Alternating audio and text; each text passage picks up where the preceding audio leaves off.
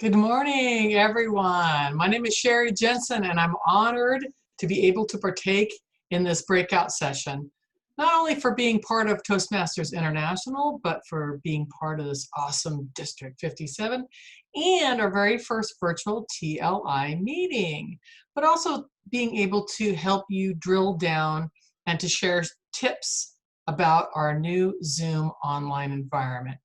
Yes, I'm wearing a hard hat. I love these scavenger hunts, don't you? It's such a great idea. I've got my scarf on, I have my hard hat on. No, you don't wear a scarf with a hard hat, but that's okay. And this is my real deal hard hat. I used to work at an oil refinery for about 7 years. Made some high-grade gasolines. That's a whole nother topic there and would make actually a great speech someday. I'll put it together. This, topic 3, how to have fun with Zoom meetings while creating a sense of community, is what we're going to talk about today. I love that word community. It really means a social, occupational, or other group sharing common characteristics and interests, and that's us as Toastmasters. Let's start diving in. I've made a list of my top 10 favorite tips for having fun or to help you spice up your Toastmasters meeting online. Be advised, this is not an all-inclusive list, of course, but it is our hope that it will inspire you as leaders to engage your audience. That's what this thing is all about. You ready to begin? Let's do it.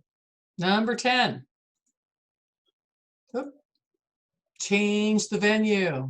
This is a twist on an old Toastmasters topic. You know, changing the venue and doing this type of theme has been around for a long time. Super easy to do. Just let your people know ahead of time that what you're going to do, and it usually comes off without a hitch. Number 9.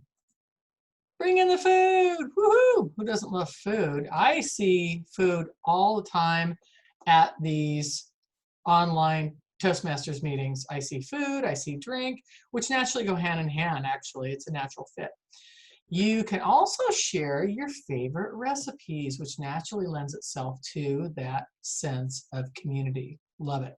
That's what we're all about. Number 8, invite another club. Fresh faces, fresh ideas for speeches and meeting roles. It's a great thing. That's what we love about Toastmasters, is bringing in new folks and sharing the love of Toastmasters. Kid-friendly meetings are also doable, as well as inviting local high schoolers and other community groups. We just had a local high schooler just the other night, and she was fantastic. Really love seeing our young folks in there, and it's important to get them in. Number 7, play and creativity. I want to talk a little bit about icebreakers. They've been around a long time. They're a great way to start off meetings if you can work it in. Possibly you could do it if you delayed the meeting about 5-10 minutes to do an icebreaker activity, because Toastmasters meetings are generally highly structured, which people come to expect. Especially if you have like 3 or 4 speakers and it's jam-packed, you're obviously not going to get into any of this.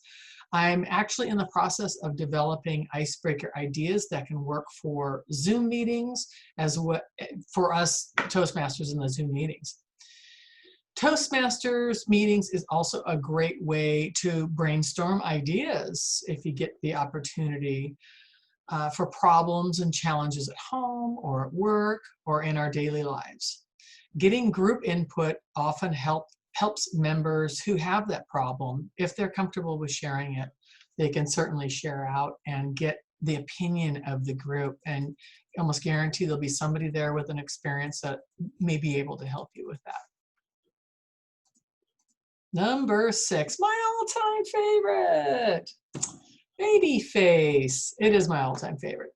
Try changing your profile picture to your baby picture. Or if you want to have a lot of fun, you can organize something beforehand.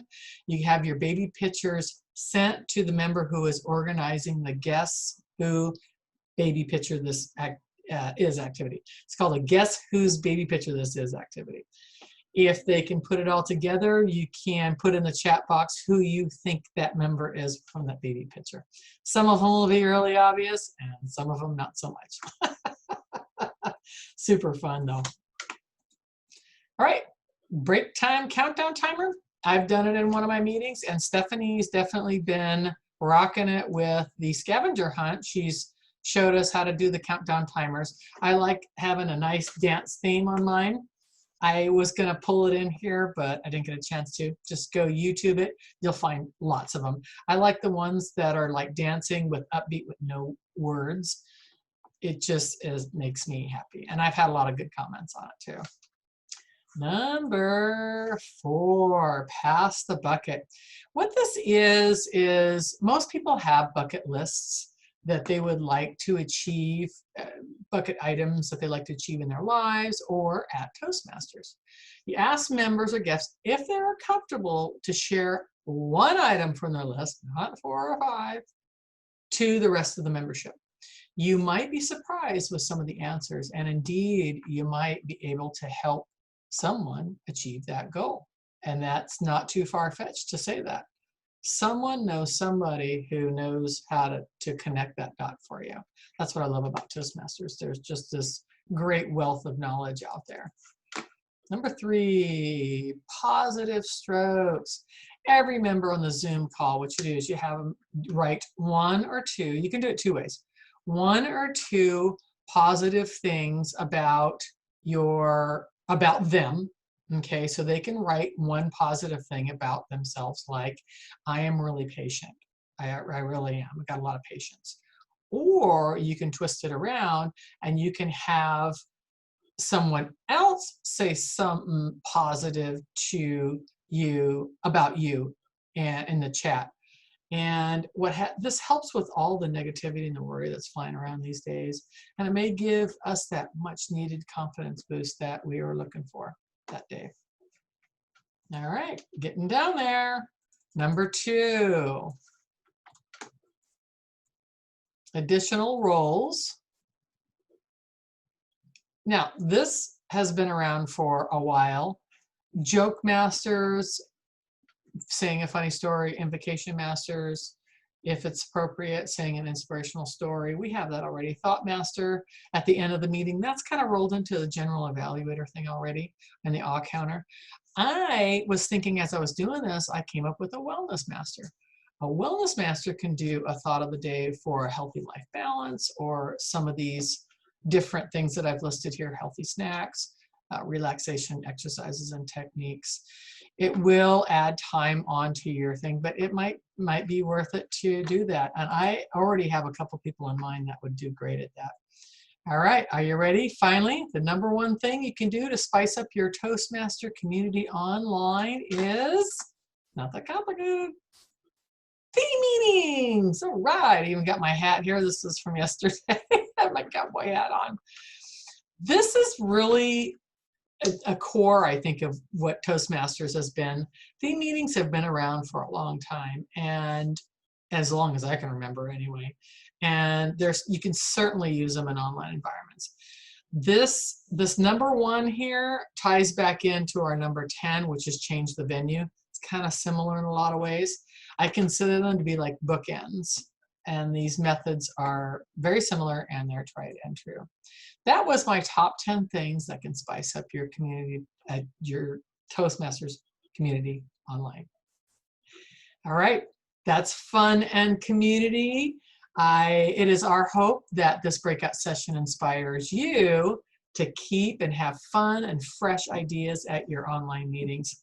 We're also always looking for ways to maintain that fun. Please share your comments and questions or other recommendations for fun meetings, either in the chat area, via emails, or on the social media.